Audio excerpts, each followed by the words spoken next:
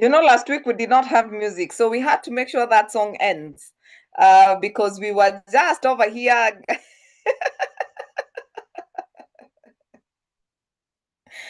Last week we had the tech issues, but nonetheless, we are here and we are happy and we are grateful and we are honored to have you tonight. Thank you so much for making the time to be with us. And I'm so glad to see the entire of Africa here with us. And that is such an honor to have you. And as we're having this conversation about transformational leadership. My name is Grace Nzula, and I am an HR consultant and trainer with Atara Solutions. Atara Solutions is a HR consulting and training company, and we are located here in Nairobi, but we do business where you call us to come and do business. And Atara Solutions is a HR consulting company. We offer what we call HR manager outsourced for organizations that require HR support. We also offer HR consultancy. If you want us to review your policies, if you want us to do your job evaluations, salary surveys, HR audits, we can support you in whatever HR needs that you have. We also do what we call recruitment and selection for the positions that you may be looking to fill. And we also offer learning and development. That is where this program comes into play. And tonight you're here. This is called Get It Right with the Tara Solutions. And we offer quite a number of trainings, all HR trainings and soft skills trainings as well. So we are very happy to have you tonight. And this conversation, we started having this conversation in 2020. And we are happy to report that we are 5 years down the line and we're on the 6th year now. However, season-wise, we're on season 7, going to season 8.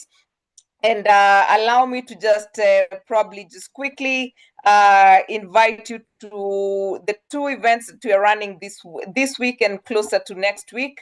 So because we would like you to partake of the conversation we will be having, please don't be left out.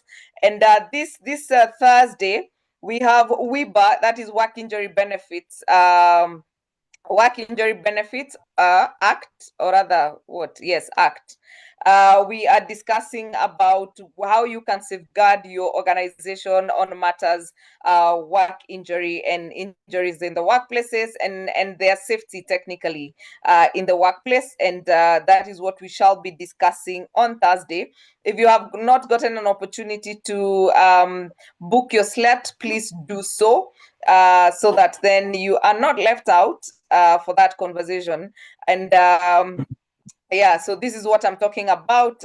We will be having this conversation this Thursday at 2 o'clock to 5 o'clock. Please join us.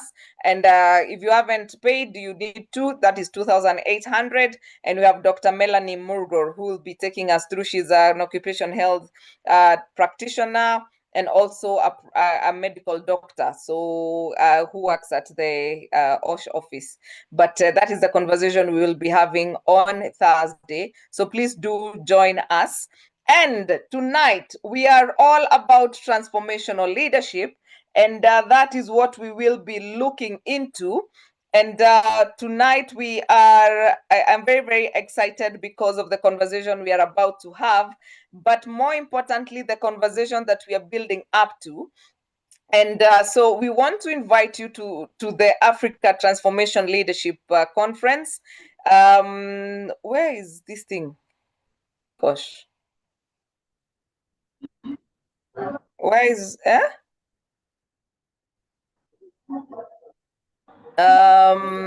where are we? How come it's open and I'm not able to share screen? Okay, so we go to, I don't want the entire screen. Gosh. All right, I don't know what's going on. Okay, this technology these days is failing me. But as I figure that out, I want to welcome Richard. Richard, you can introduce yourself as I fix this. Good evening, ladies and gentlemen. As you've heard, my name is Richard J. Magoma. Richard J. Magoma is a human resource professional of very many years. I specialize in training, public speaking, so that you can attract those lucrative opportunities like the ones that Sarah is welcoming all over the world. You have to speak very well. And I also prepare people for interviews. And I am very excited to have Sarah tonight. I saw Sarah, like, was it 2 years ago, Grace, during International Women's Day at the awesome Windsor? Yes. So over to you, Grace, and we are going to have a very insightful evening. Absolutely, absolutely, and we are very, very excited. And of course, we have our sign language interpreter, Madam Catherine Sidandi. Catherine Sidandi does an amazing job in making sure that we are inclusive and making sure that we are supporting those that have hearing impairment. And we would like you to inform those that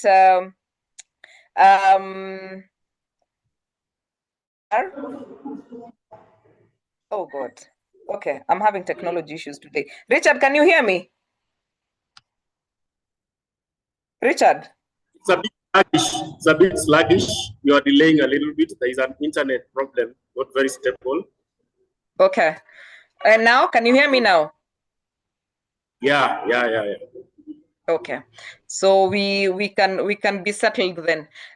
So at this point in time, I would like to, oh yeah, so I was talking about Catherine Sidandi. I've seen Sarah in my head, just went to Sarah. And but Catherine Sidandi is our sign language interpreter.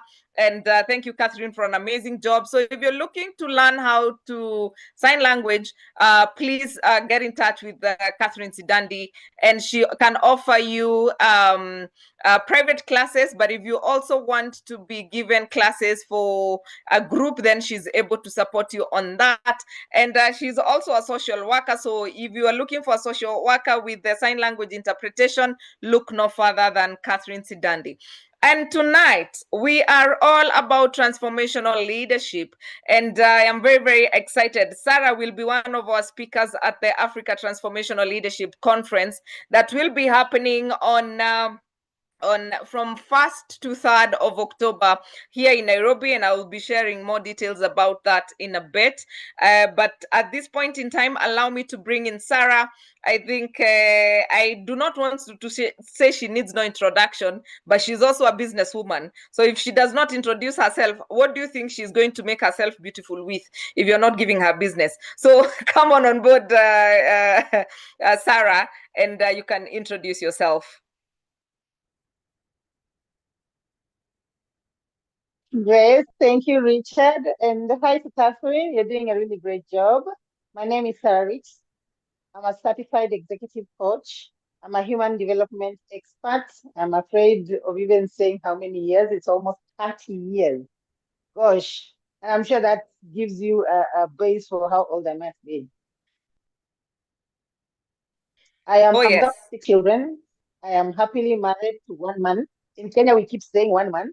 I have 3 adult kids, and we were just discussing with Grace earlier, and I'm sure it will come into the discussion about motherhood and balancing that with leadership. And I've been in a leadership role since my mid-30s, a very, very, senior leadership role. My last employed role was as a global director in a tech company, and I was overseeing around 26 geographies across 5 continents, 19 of those countries in Africa, the continent. Today, I'm a master trainer. I am a double global award winner when it comes to speaking, and I'm excited to be here today to share my thoughts. Excellent. And we are happy to have you tonight. We are really, really honored and privileged that you could join us.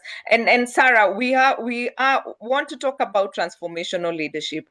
And sometimes our topic was beyond titles. So what is this thing about titles that people have to when it comes to leadership? Ebu kwanza unpack that one. We're in Africa. Can I talk like an African? Yes, please. Please. Titles are a big deal for us on the continent. They are a big deal. They are the way we go to, to the office and feel the pride of our job title. we come home and you tell your spouse, you know what, my title has moved from, I don't know, I was an officer, now I'm a supervisor or a manager or a director. I remember the first time I was called a director. Hey, I felt like, I can point, go left, you go left, go right, you go right. So there's a big deal, especially on the African continent around title. And I think title is very cultural as well. As I moved across the globe, I found that there are people who really didn't care about those titles, but more around the responsibilities or the power that a job carries. So some of it really has a cultural connotation to it. And so I must acknowledge its importance to some people in society. But I think as you grow in leadership and you hold so many different job titles, you start to realize what really, really matters is something more deeper. And that's why maybe when you look at the self-actualization matrix, you find that the higher you go, these things stop really mattering. And what matters is your legacy and what you leave behind. Mm, I hear you, and I like that you saying that because sometimes if you look at Africans, it makes a lot of sense that we like titles and we want to stick by them. But when we talk about transformational leadership, what are we really talking about? Oh, basically, a Sarah, transformational leader is a did leadership you hear style. me? Yes, I did. Yes, I did. And I hope everybody else can hear me clearly. Yes, Grace, you're Can. breaking. I'm seeing somebody say that, but yes. So I had your question. Transformational leadership is a leadership style, like several other leadership styles, out here. But why it is very, very important to understand what it is, it's a very personalized approach to people. So it is people-centered. A transformational leader understands the character of the people that they are leading and then tailors their approach. So the way I lead Grace is not the way I lead Richard or Catherine. It's more considerate to who you are and what your needs are. So I always say a transformational leader does the hard work of getting to know you. Secondly, a transformational leader is naturally very charismatic. They can make people very willing to follow because they role model a lot of their vision. They role model a lot of their mission. They are about something. They're not just leading for the sake of leading. They are about something. And usually it's something deep and something meaningful, especially to the people that they are leading. And if not, then they can sell the meaning. Let me tell you, I work in service and it's one of the hardest things to sell. It's easy to pick a product like a Coke bottle or water, whatever brand, but it is not easy to touch that which is intrinsic. Something so soft, it's untouchable, yet so hard, it stays forever. So that's what a charismatic leader or a transformational leader can do. Secondly, no, third, they are also very keen to transform people's lives. They motivate, they inspire. The other day, I was training a company that I work with on inspirational leadership, and I was defining for them the key things that you need to inspire. Because I keep saying there are two types of leaders that get things done. There's those people, two ways of getting things done. One way is to be nasty. And let's not lie. I have enough experience to tell you, you can be nasty and get things done. You will get results. You will shout, you will scream, you'll push people, you will micromanage, you will MBF, manage by fear, and you get things done. I've coached people who are proudly sitting and telling me, Sarah, I turned around that company. I turned around the operations. I brought results to the table. I did it by any means, but I did it. So nasty people get things done, but nice people equally get things done. So there are two ends. And I keep telling leaders when I'm coaching them or when I'm working with them, which one is sustainable for you? Even for your own mind and heart, which one is sustainable for you? Which one makes you sleep at night? Which one makes you happy to call yourself a leader, even to your children? which one makes you happy to meet this employee 10 years later and say, I was your leader and I did this? So nice also gets things done.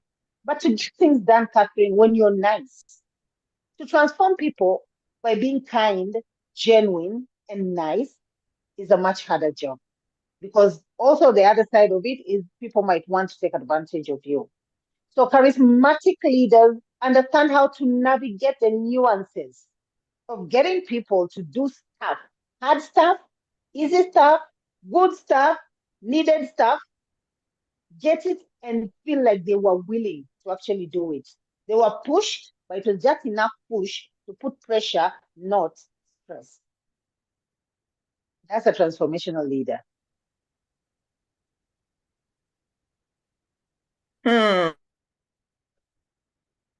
Just enough to put pressure. Where? Can you hear that? Are you guys writing notes?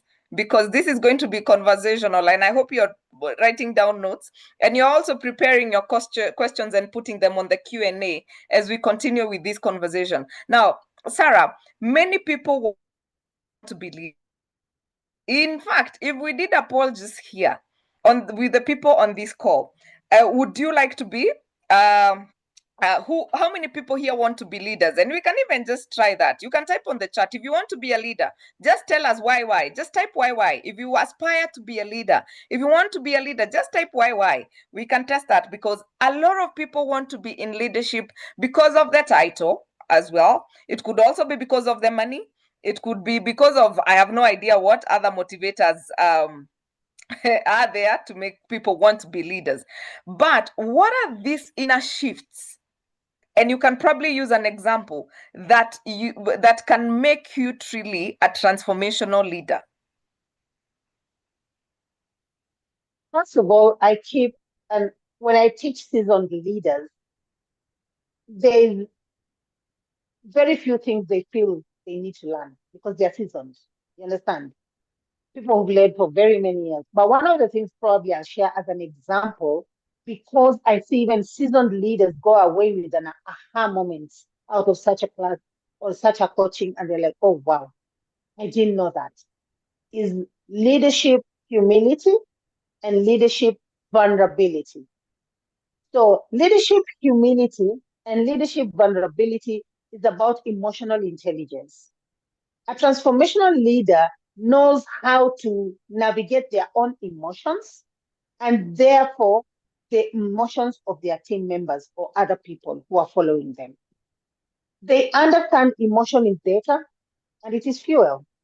So I keep telling people you can get anything done. It's just sometimes we go at the wrong time to ask for things, or we push people at the wrong time or to the wrong extent. Therefore, using a clear example, I had a team, a huge team, to be honest. I'm sure some of them are sitting here. They usually come to my sessions. Now, in that team, I have raised almost 12 leaders, some of them holding roles bigger than I ever held. So I told you in my role, I had 26 geographies in 5 continents. I have people who come from that team who have 40 geographies. I mean, the scope is just mind blowing. But every time we meet, they still have the humility of seeing me as a leader. Because remember, leadership is beyond the job title. If it was just about the job title, it's management. So you are simply a manager to them, but you are not a leader. I keep saying the difference is a manager manages tasks, a leader leads the heart. So if you lead the hearts of people, you will have those people who, even if they meet you on the road, they will remember something that you transferred. And that's where transformation happens. It's inside out. When I posted on Facebook, for instance, and I said, I'm coming to speak on this, I just did a little small paragraph and I said, a transformational leader is that leader that leaves something in that they did, something in their behavior that then becomes contagious. And the people that they worked with, and I say people worked with me, they don't work for me. And again, language is very key in transforming people's heads and hearts. I don't call even my interns an intern. I will never introduce you in a meeting as an intern. And if you're here, you worked with me, you know that. I'll always say my colleague, regardless of what role I hold and you hold. So a charismatic leader has verbal dexterity. They really are very careful with words. While just normal leaders or managers use any word, my subordinate is insubordinate or something like that. I would not use words that I don't find respectful to myself. So that leadership humility, that being genuine about people's feelings, that consideration. That's why I started off by saying that consideration. President Barack Obama said, be the change that you want. I keep saying, be the leader that you'd want as your leader. So always paradigm shifting into the shoes of the other person. How would they feel with these words? How would they feel with what you're saying, what you're doing? So when I posted on Facebook, I got a few calls, but one phone call stood out for me. And it's a lady who works somewhere. I'm not going to mention it, but it's a big institution. I told you, Grace, so you know the space. And she said to me that even after so many years later of having worked within a team, every time, and she's been led by 3 or 4 maybe people in between in her career, she keeps noticing the behaviors that I used, those things when I had lunches with her, when I had deep talks, when I had performance conversations. And for me, again, when we are discussing performance, it's a conversation. I'm not talking at you, but we talk to each other. I understand where you're coming from, you understand where I'm coming from. So she said to me, even the times when I pushed them and I apply pressure, by the way, being nice doesn't mean you don't apply pressure because you understand pressure is good. It grows. In fact, I've written, I think, a post on my LinkedIn about the importance of bosses who apply pressure. Or the title, me and titles, The Boss from Hell, and how they keep you awake, they make you grow, they make you think on your feet, they make you not, do shallow, shoddy work. So, but they also have the radical candor of challenging you directly, but caring deeply on the other side. And she said, that is what you left in me.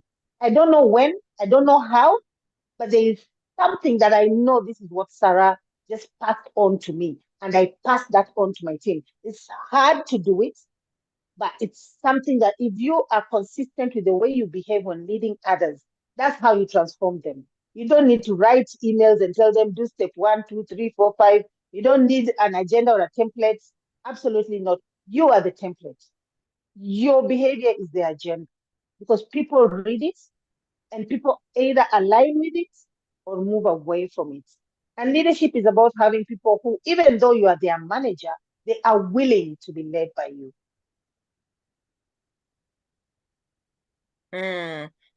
So, and you spoke about emotional intelligence, and I've seen Moges is commenting about emotional intelligence, and maybe we can also unpack that.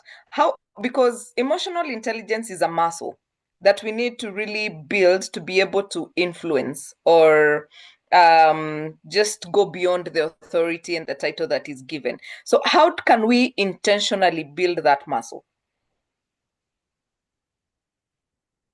And it's a subject I teach. One thing we have to understand, it goes alongside the other intelligences. So you can't just be emotionally intelligent and lead. You also need good IQ. So cognitive intelligence is also important. But let me stick on emotional intelligence for a minute.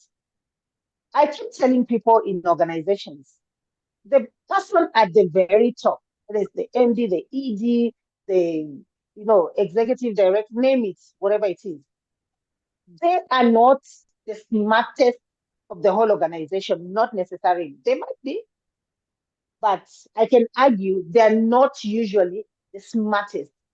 But they have some of the highest IQ required to lead. Because the higher you go, you need more EQ than IQ. So EQ is the ability to manage self.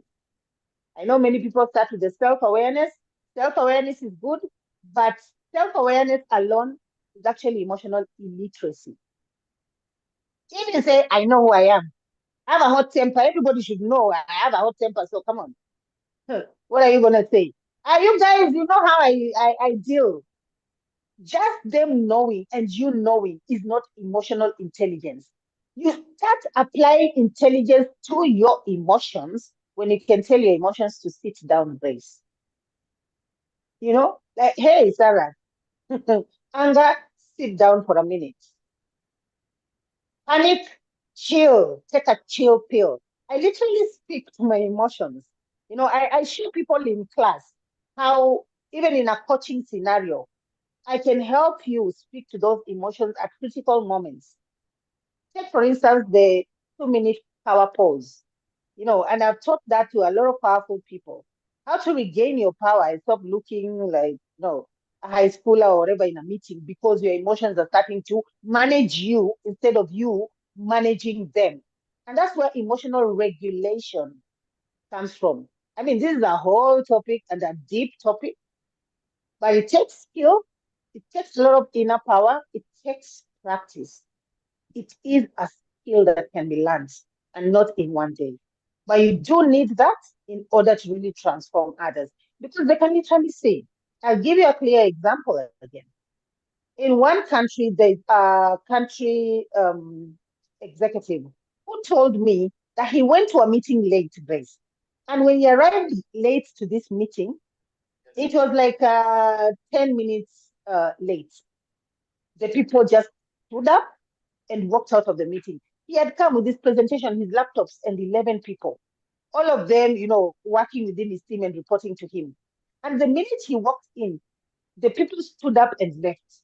And then he moved to the room where they had gone, and the chair of that meeting ripped him apart in front of his entire team completely. How dare you keep us waiting? You can go back and, you can imagine all manner of words. And he stood there, breathed in and out. Many people at a leadership of his level. I'm telling you, somebody at the top of this organization, and it's a big organization, and it's number two in terms of market share in its country. And whip to shreds the top leader in front of everyone. He went back with his laptop and his team, and he sat. And the team were like, no deal is worth, being disrespected like that, talked to like that, and everything. But he sat and he had to tell his emotions to equally sit down. Maybe even take lower stools, Just sit there. Let's breathe. Let's look at this. We've been running after this deal for 3 years. If we win this deal, it takes us from number 2 in the market to number 1, just like that.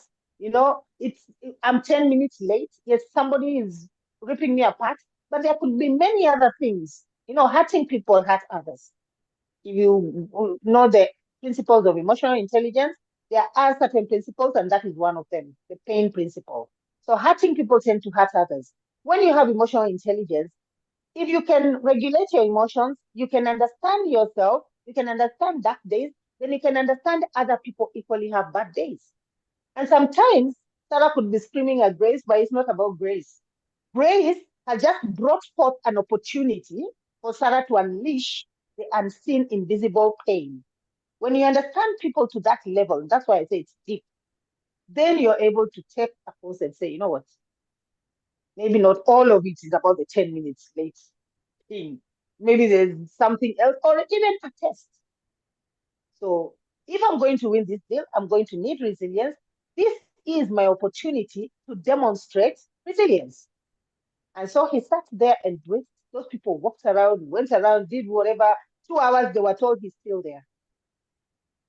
So imagine this guy who had torn him to shreds, said, let him come in, he has 5 minutes to convince me. And he told him, you know why I've called you? You've exercised humility and patience. A level that shows me how important this deal is. Now, I've breathed, I've eaten, I've done what, if you've not moved, tell me why you're here. And that's how they sorted it. And today they are number 1 in the market because somebody regulated themselves. But let me tell you what now happened because I was watching his team, hearing this story. And the team said, some of us are here, Sarah, 10, 12 years later because of that moment. Watching that, we knew we have a man who can go beyond human emotion, and it transformed us. and we've faced hurdles. Believe me, every time a mountain comes forth, we remember that day. And we are like, no, we are also equally going to navigate this challenge. So these are clear examples. Even in my coaching journey, I'm really, really humbled to hear stories of real transformational leaders through their action and their behavior and the consistency of them going after their vision. It is so deep that nothing really gets in the way.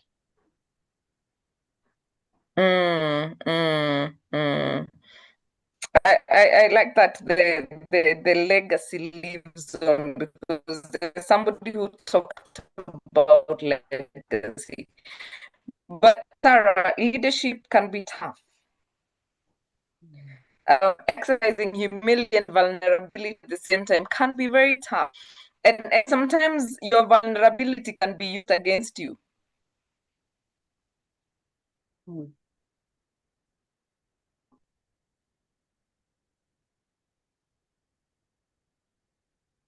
Richard, can you hear me?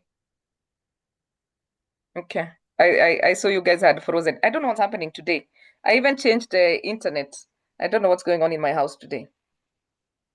But anyway, so can you hear me now? At least I Yes. can see, I can see your movements. There before that you guys were freezing. Okay. Thank you. I apologize for that. So leadership, I was just having this, we just discussed this, Sarah, before we jump on the call. But leadership is tough. It can be demanding. The balance between vulnerability, humility, but more so being able to lead, to balance of the demands of leadership and the demands of leadership at home. So how do we cultivate, even with our children, how do we raise transformational leaders, and how do we switch ourselves into transformational leaders? Before we take the questions from the audience, how can we go about?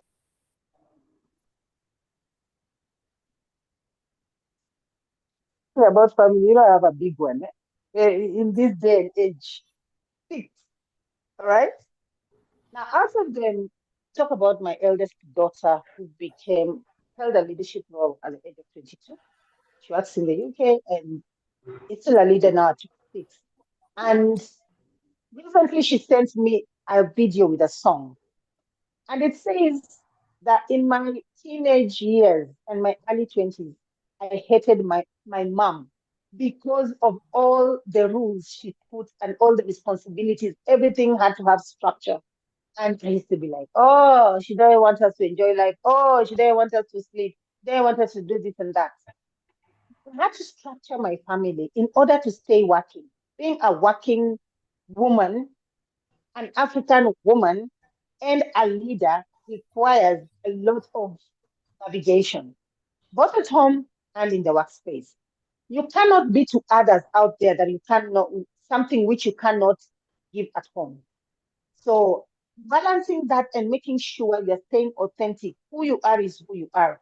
Because I teach personal branding, I keep saying one of the best ways to understand what brand you have given or provided out there is to look at, do people say the same things about you outside and also inside your own home?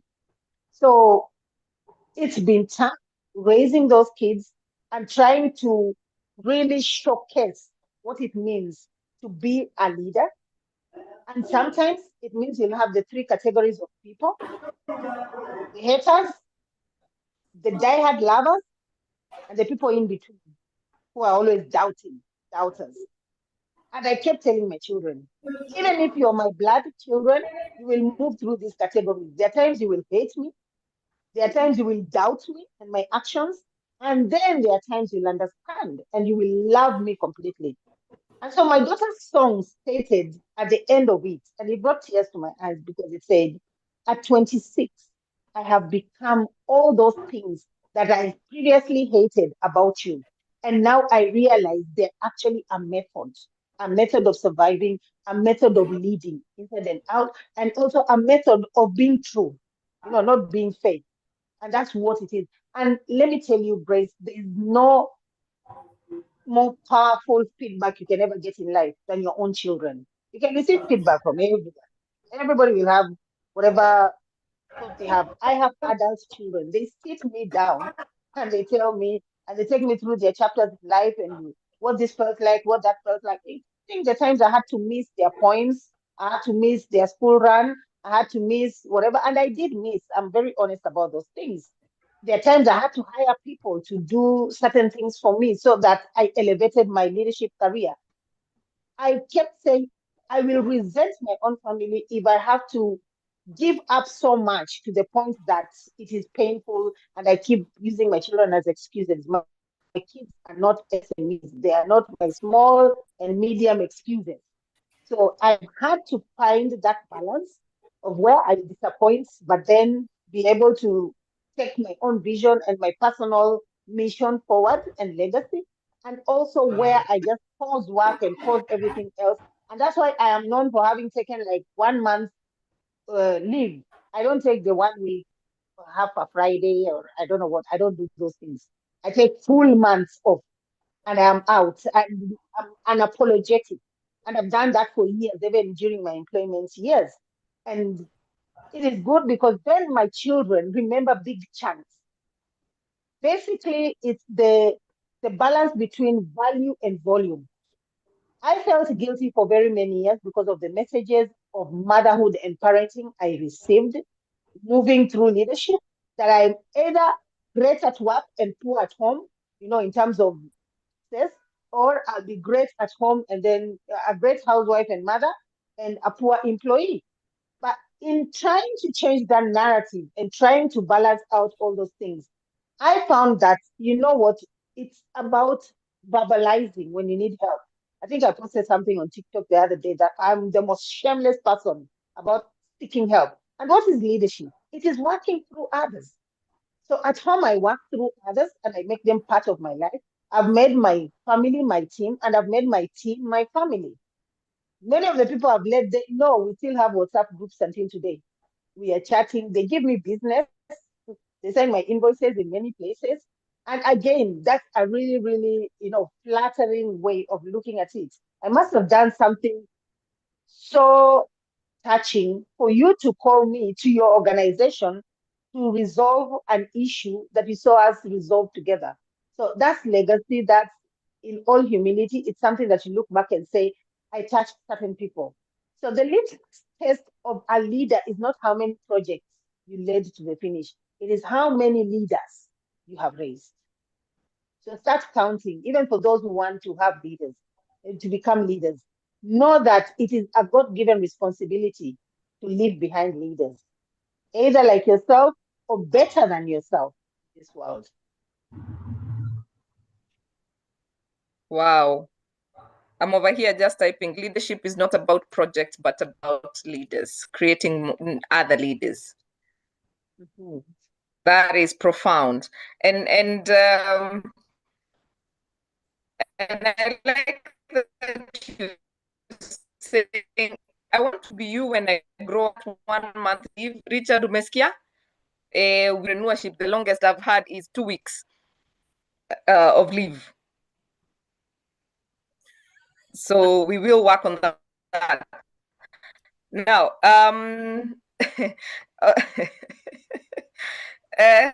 there's a question, Sarah, from Mogesi, who is saying, how do you handle a leader who doesn't have emotional intelligence as someone who reports to such a leader? If you're the person now who is being led, how do you handle somebody who does not have emotional intelligence? First things first, just know that they are a manager. They might be managing you, but they're definitely not leading you because they don't understand that leading you has to come also from the heart.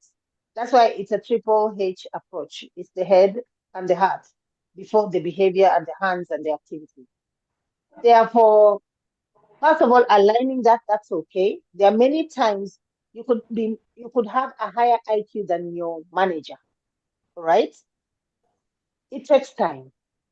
If you really have emotional intelligence, the other side of that quadrant is managing others. That means upwards, horizontally, and downwards. All right. So you need to start understanding who this person is. There's a whole training where I talk about feeding your lion.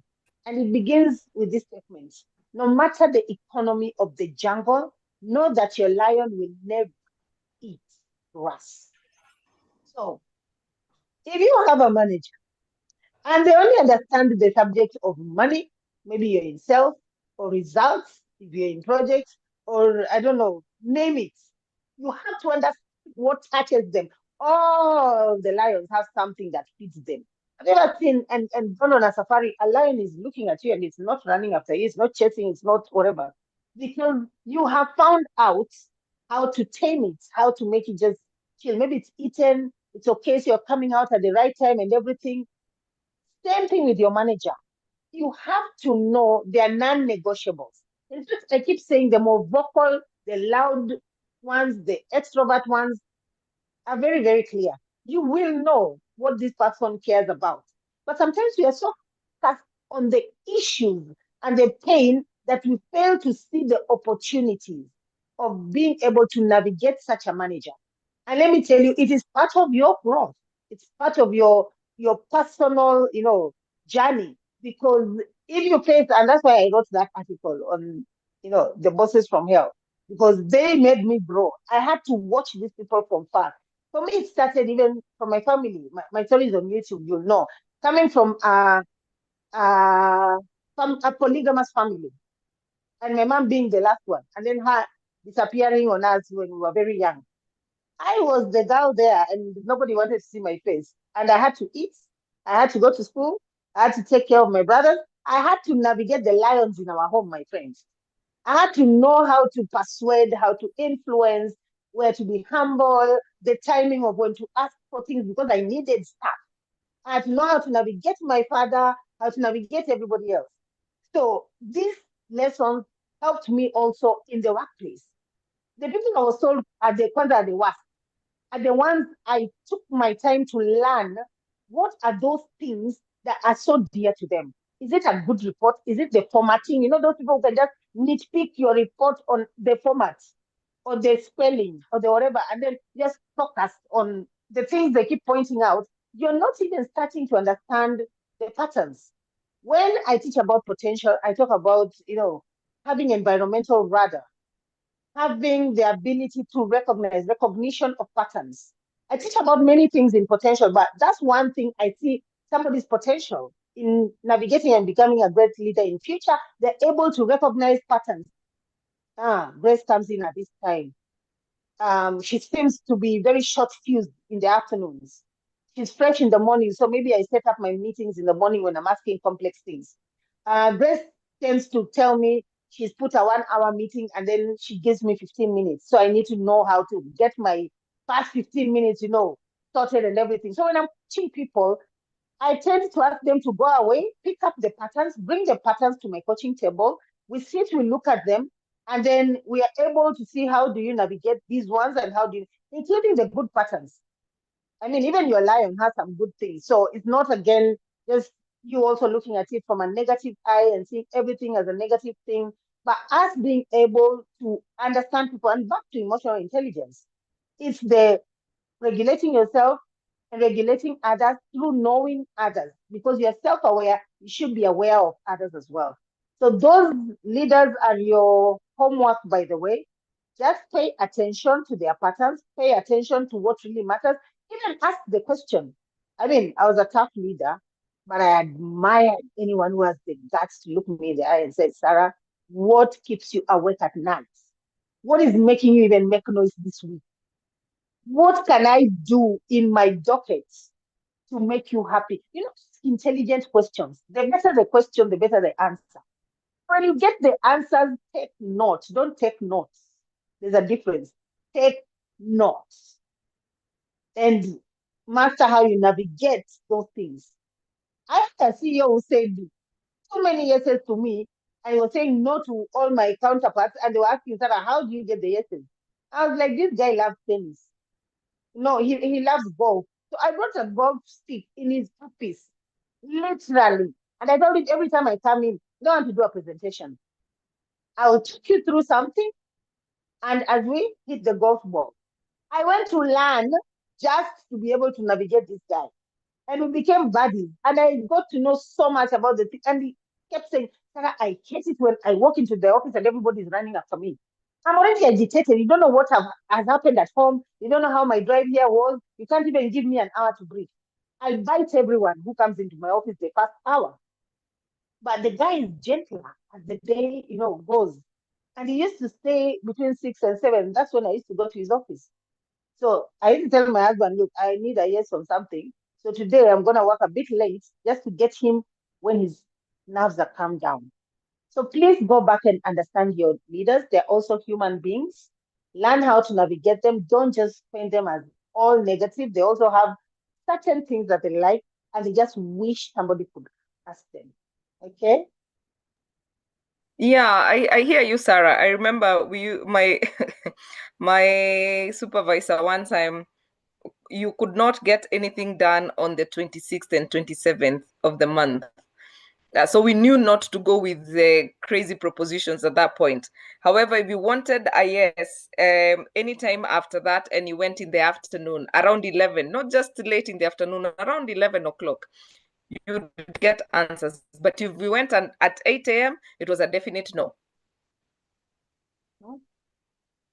Yeah, so I can relate with what you're saying. Now, It's there's a when I question come from from trips.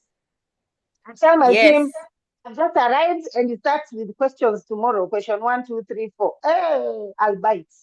I'm tired. Hey. I'm knackered. My brain is whatever. Give me 1 day peace. And then I can Yes. answer your question. Yeah. Exactly. And Lavemba is saying, is it possible to presume a leader lacks emotional intelligence, yet they are just using a different leadership style? We've said and we've defined emotional intelligence as the ability to regulate and manage your emotions. And that then leads to how you communicate. So because you're managing your emotions, you're also managing, and I call it, especially when I'm coaching leaders, sieving, right? I keep telling them, no matter what you want to say, the gut feeling to just say, pardon my English, but this is a stupid remark in a meeting, telling somebody that. You can sieve that word and find synonyms. You know, the way you click on a word and look for synonyms when you're doing word or typing, whatever. You should do that as well with your brain. Okay? That's why Grace has said emotional intelligence is a muscle. So stop, take that word, find synonyms, and there are softer or better or kinder ways of saying, that's interesting, but we won't probably consider it for this particular session. You understand? In many ways, when Muzungus tell you something is interesting, they're telling you it's plain blank stupid. But they have a nicer way because their English is their language to find ways to round it off. So when you're thinking, if you're thinking that your leader lacks emotional intelligence, maybe it is true. Maybe they're not regulating their emotions. Maybe they're not even vulnerable enough to have emotional exposure. Emotional exposure, which is vulnerability, is a way of sharing a piece of you as a leader so people can see the human side. Because they tend to think, it's just you, your office, your job, and everything. I got into leadership during the days when I would enter the lift and everybody gets off, even though they were going to third floor, they'll pretend they were going to first floor. I walk into a restaurant or a bar where my staff are, and probably I want to buy them drinks. I come from the washroom, everybody has paid their bill and disappeared. Again, they didn't fear Sarah, they feared director so and so. And there was something synonymous with those job titles. That's why for me, I found that job titles actually hindered me from building authentic relationships with people across different layers of the organization. And therefore, I had to come to everybody's level and be able to show some emotional exposure. I'll just give short stories like, oh, you know what, my daughter failed math today, and I'm not really in a good mood. What am I doing? I'm helping you see. We also go through stuff. If your child failed English or didn't get into school last week or uni or whatever, we have the same problems. We are not immune to those things. But most leaders don't do that. They show that perfection, Mr. or Mrs. Know It All type of leadership. And it's very hard for people to follow you when everything looks so perfect in your life. So please, yes, I understand that leaders can have low high EQ. That is true.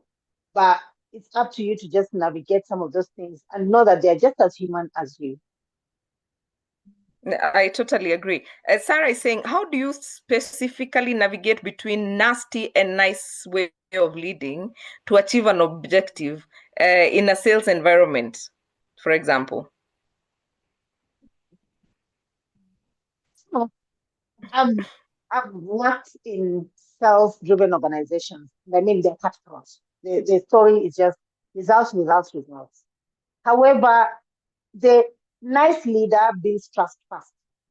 Once they build trust, they get your commitment to the results. They build the team, they bring the team together, but they hold you accountable. So I say they're nice, but they're not gonna be bullying and harassing, but they are going to push and apply pressure and hold you to your commitments and hold you accountable to get the results done. All right? But they do it in a very partnering approach. And for me, my team says the best way they can describe it is that we can be partying with Sarah until 3 a.m. And if we have to meet a client or deliver something by 8 a.m., she's the first in the class. She's there by even 7 a.m. You understand? So I will hold you to higher standards or the same standards as myself. On the other side, nasty is just nasty. They usually don't do what they're pushing everybody else to do. They usually don't show up for things that they're saying are that important. They usually just grab your, even in a sales environment, they are sharks. They are competing with you, competing with their own team. You come and say, I've gotten a great deal with a client and everything. They say, oh, let me come and open up or close the deal for you. But they close it and say credits. That's just nasty. So there's a big difference in the intention, right, behind that leader. And they don't build trust. They don't care whether you, in fact, they're not trustworthy. You don't know what they'll do next. They'll say this and they'll do that. And sometimes it's also a lack of training, knowledge, I don't know, upbringing, name it. But I'm sure with knowledge and development, we can all change. I totally agree. I totally agree. And I think people can learn. I don't understand this anyway. The nasty part. Mugesi is saying, and this is probably from an advisory point, if a HR position comes up, would you advise somebody to apply and compete with their boss or supervisor? Coaching you, absolutely yes. Why not? And I can tell you two people, actually even in our country, who are now their boss's boss. By Mm, all means. mm. Mhm. So If how you do you don't get it, navigate? sometimes it will be hard. And even when you get it, it'll still be hard. And probably that's where, and Grace will agree to this, you need coaching to be able to navigate that Absolutely. situation. Yeah, but it Absolutely. happens. Mhm. Absolutely. And shoot your shot. Um, Flavia Atuhaire says, how do you navigate a leader who doesn't understand your role, but is using you to do the wrong things? Actually, I have a whole flip. We call it flip discussion. How you flip it to the right thing. You flip the wrong things to the right thing. So somebody probably asked you to go and photocopy paper or to go and do a personal errand or whatever. And how you flip it probably in writing and saying, did you mean this, and put something that is actually in your JD. That is along those lines, but actually in your JD. I had to teach my daughter this because unfortunately she also had a really, really tough and nasty person leading her in one of the jobs in the UK and bordering even racism and snide remarks and making her do things below her role. And I just taught her how to flip the question. And she flipped it for a month and she told me, Mom, I think this guy just realizes they have a smart person who's not going to do ABCD. So it can go like, you mean, you understand? And then you flip. It's like somebody telling you to go to Nakuru and you know you look after Nairobi as an area. So you say, you mean um, I should do this in Nairobi, right? Things that are done in Nakuru. Or I should tell so and so who does the Nakuru thing to do it or whatever. You understand? So, or maybe clarify. Sometimes you can just ask for clarification. That can also push back a bully. Okay, please clarify what you just stated or what actually needs. And sometimes it's just having courageous conversations. You know, courage is not the absence of fear. I'm not telling you won't fear. It's actually doing stuff despite the fear. And that's something I had to teach my daughter to do. Very, very important. And I think this is a very important question is we wait. Richard, you're up next if you have any question for Sarah. But Joseph Kinyanju is saying, is it normal for a leader to at times feel like they are not good enough, to doubt oneself? Yes, the imposter syndrome. When I teach about personal branding, Grace, I share stories of the times, even after, like, I'm a global speaker, right? I have spoken on stage in Sydney, Australia, in the US, in UK, in whatever, and how I went to UK at the Grange, and thing kept telling me, no, you're not good enough. Even when they were reading when they were reading my awards, when I was looking at the audience, I still could not believe it's me. It's okay.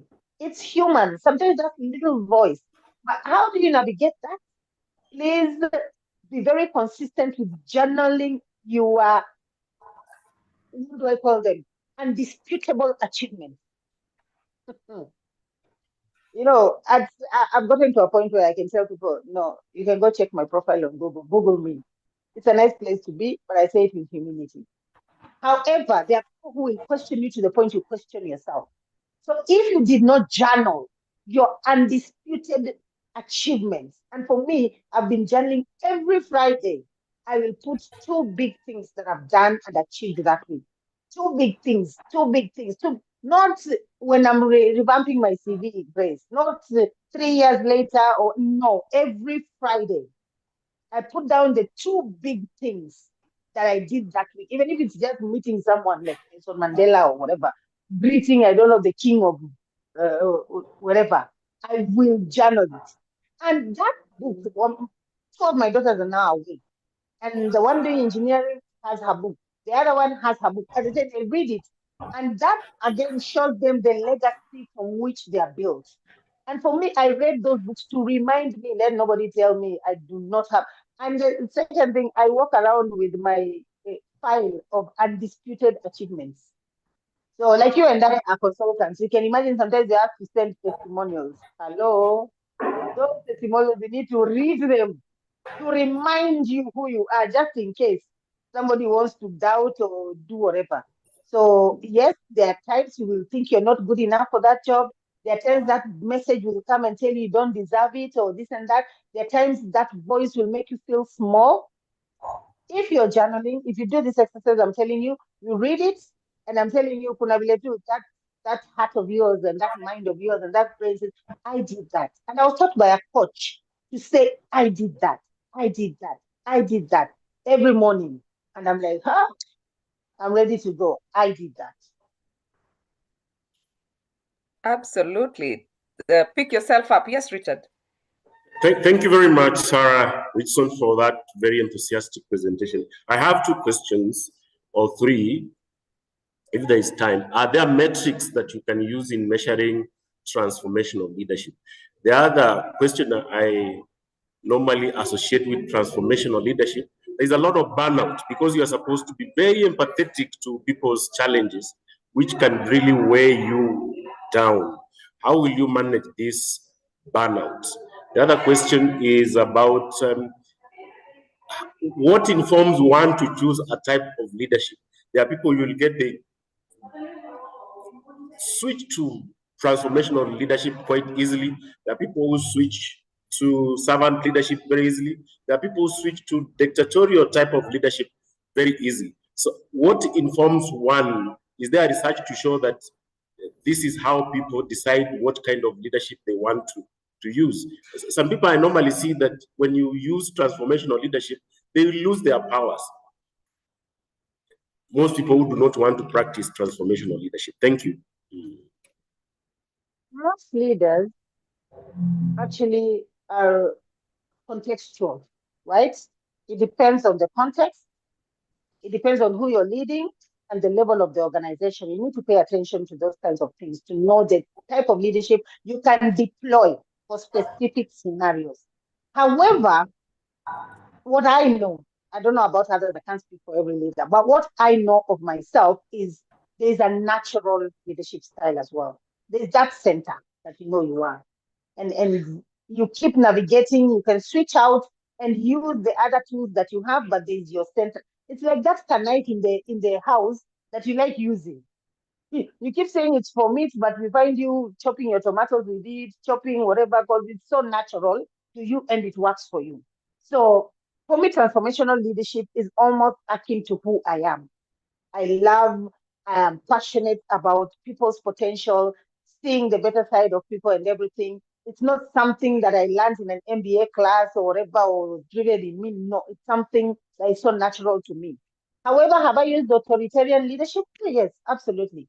Team leadership where they shared power? Yes, absolutely. I mean, I've contextualized my leadership style depending on what the need is, but then also trying to navigate and build the team to a level where they move to my natural leadership style. So it's okay to borrow and to pull and to use and to contextualize. In fact, you can all go and read on situational leadership as one of a really, really good way of reading the situation and then applying your leadership style to that situation. So, yes, some of these things are very, very natural to you, and you have to do, you won't feel like you're faking it when you're in your natural leadership style, but you can deploy the other styles. I will also talk about burnouts, especially for transformational leaders. You can go through burnouts. You can come in and want to be everything to everyone because you're considerate of everyone's feelings. For me, I'm known to walk into the house and I pass through quick mart. I want to shop. I want to bring home. I want to cook the same day. I want to do, and then at night, I'm just like, I can't even have a conversation with my husband. Actually, my dear husband is here helping me tonight. So you can see how life just moves in a transformational leadership world. And I do the same as well. I want to give back as much as I receive. But you also know there's a balance. There's a time, part of it is being authentic and saying, I'm just tired. I'm crashing. And I think that comes with experience. And it comes also with the confidence to be able to seek that help or to just you're not seeking help, but you're just saying it's a statement, it's a fact. I'm crashing. I'm tired. I'm feeling like something is gonna pop. So, but you have your circle where you can speak those truths and somebody can just hold you. They don't even need to say anything. They can hold you, and by holding you, I'm saying they can help you with your job. Maybe I can take Grace's calls and help her, navigate something or jump into one of her trainings and help her out, or she can jump into mine and help me because we've been vulnerable with each other and say, you know what, I'm crashing and I have this important thing to do. So as you grow in experience in that leadership style, you will also learn how to just be able to say no, pause, rest, read your body, read your mind, read your heart, and talk about it. We are very charismatic, so we talk about it a lot. Either we tell stories, we write posts, we share, we have ways of being able to do it, but you need to seek support. What was your third question? I think he spoke about the leadership style and then the balance, The measure. and then there was something else. The The measurement. How metrics. do you measure? Yes, the metrics. For me, it's that one big one. How many leaders have you grown? How do we feel Grace's legacy to the point I meet somebody and I'm like, deja vu. Is this Grace? You understand? Just by meeting someone who's worked with you, they live, they breathe, they act. There's so many ways they pick, knowingly or unknowingly, they pick stuff, the way you do things. So that's one of the biggest measures that you are a transformational leader. You leave a piece of you, a very intrinsic but big piece of you in others. Yeah. That is very, I'll be very here good. until tomorrow, the way I'm seeing the questions coming through. Yes, I was actually about to say that. There's temperament. What role does one's temperament play? That is your personality or what? But yeah, you can comment on that as we come to an end of this conversation because we can be here all day. And before I invite people for the Africa conference, but yes, Yes, they should come, there are a so we lot of can continue temperaments. this conversation. Yes. Yes. So the role of the temperament is quite big in many things that we do. Our temperament works with us every day. I will say that confidently because, I mean, as an expert in psychometrics, I use them to understand the center or the central processing power of a person, and that's your temperament. So definitely, if you're introverted temperament, there is a way you can still be a transformational leader, but you just have a different processing way of doing it. The things I'm talking about sieving, you'll be sieving naturally. Well, for the extroverts there, they have to like literally speak to those emotions and sieve the words and everything. One processor is fuller. I never call people slow. I'm very careful with language. I say they are full paced. Others are fast paced. And therefore, because of those differences in energy, in pace, in orientation, I mean, temperaments, again, are deep conversations. I hope everybody understands what I'm talking about here. But all I can say is yes, it plays actually a big part in who you are and therefore how you lead in this time. I totally agree. And allow me to just take this opportunity to invite you guys to what we are calling the Africa Leadership Conference. This conference is going to be taking place from the 1st to 3rd of October, and we're going to be continuing with this conversation. You can see Sarah there. She's right there in red, and we have quite a number of good lineup of speakers. We have Kenya well represented. We have Rwanda represented. Nigeria is right there. We have Tanzania. We have Uganda. We have Ethiopia. And these conversations are going to continue happening from the 1st to 3rd of October. And this is going to be here in Nairobi. So for all the people, I know we have Ugandans on the call, Tanzanians and Rwandans as well. We also have some Nigerians and Ghanaians. And anyone else who is on the call, kindly join us on the 1st to 3rd of October here at Sarova Pan-Africa in Nairobi for this continuation of transformational leadership. And we are going to have quite an amazing time networking, just getting to meet each other and getting to learn more from one another and just see what are the other people doing in their organizations. How can you become better, you as a human being, and how can you transform your society as well. So we are going to be from discussing conversations from your self-leadership, leading organization, and then impacting the society. That is what we're going to be spending 3 days of this conversation from 1st to 3rd. And as you can see, we have Madam Kuresha will be there, Stephen Karangwa from Rwanda, Mr. Gobir from Nigeria. We have Rispa Genga from the CFO of EABL. We have Sarah Richardson. We've just heard from her. We have Fred Wasike from Isuzu. I will be there. We have Dr. Francis Kangure, who talks about sustainability. We have Rachel Dumba, who is a board member at Serena. We have Dennis Derua, who is the Secretary General at Trapa.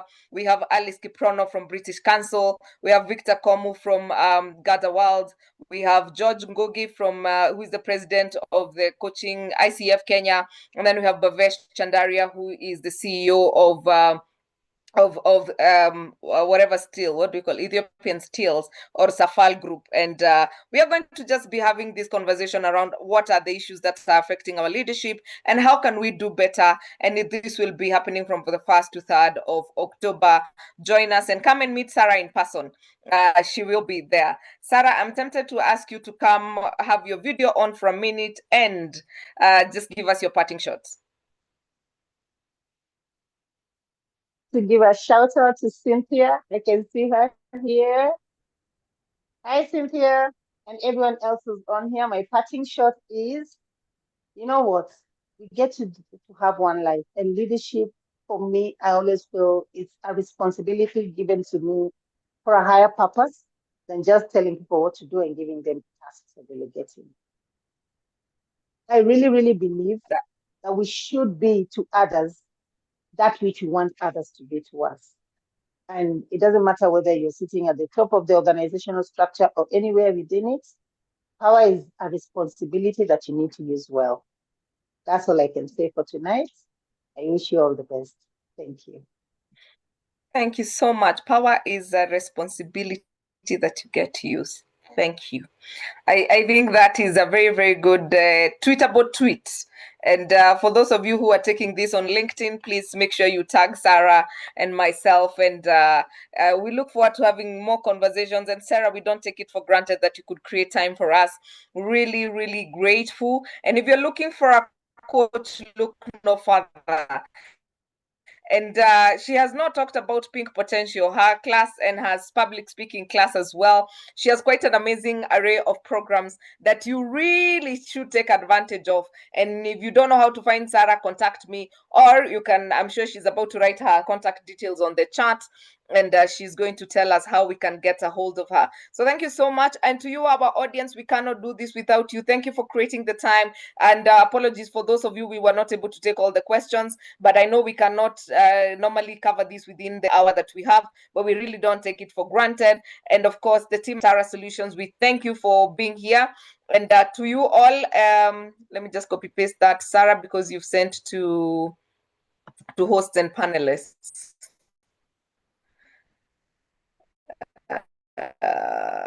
Okay. Okay.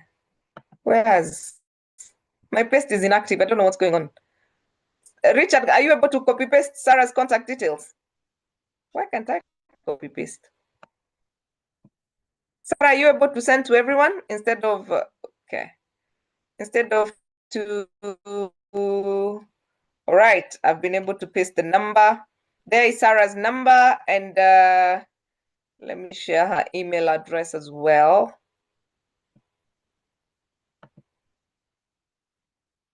Sarah is a powerhouse. So if you get her in your organizations, I can tell you your managers will never the same. That I can guarantee and take to the bank. So, and if it does not meet your, it's already there. Okay, thank you. If she does not meet my promise, let me know. We shall refund you. And yes, thank you so much for being here. And we're looking forward to meeting you again next Tuesday for another powerful conversation. And please do not forget to join us in Nairobi for the Africa Transformational Leadership Conference. And we really, really look forward to having you and learning together and just getting to interact and network. Please follow us on Instagram at Ara Solutions, like our Facebook page at Ara Solutions. Connect with us on LinkedIn at Ara Solutions. And of course, you can connect with Sarah at Sarah Richson or myself at Grace Nzula. Sarah is the goat of EI. I agree. She really is. She really, really is. And of course, join our WhatsApp group. I think the link has been shared. And of course, Richard, where are you? I don't know whether you're still here, but yes, we also have Richard and Catherine Sidandi. You guys are amazing. Thank you so much for taking your time. And we shall see you next Tuesday, same place for another wonderful conversations. Have a lovely, lovely evening.